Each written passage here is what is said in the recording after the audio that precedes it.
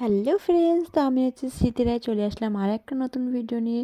তো কালকে গেছিলাম জল ঢালতে। একটু ভিডিওটা দিতে লেট হয়ে গেল, যেহেতু অনেক কাজ থাকে বাড়িতে না, সেরকম ভিডিও এডিট করে রোজ ভিডিও না দেওয়া সম্ভব হয় না।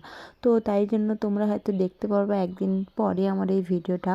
তো তো আমি গেছিলাম সোমবারের দিন জল ঢালছি। সকালবেলা গেছিলাম ওই যে মাসিদের বাড়ির ওখানেই ছিল ওইটা, উত্তরায়ণের পিছনে। তো আমরা সবাই রেডি হয়ে বেরিয়ে পড়লাম। তো অবশ্যই কমেন্ট করে জানিও আমাকে কেমন লাগছে। তোমরা তো যেখানে গেছি ওখানে না সব ধরনের ঠাকুরই ছিল।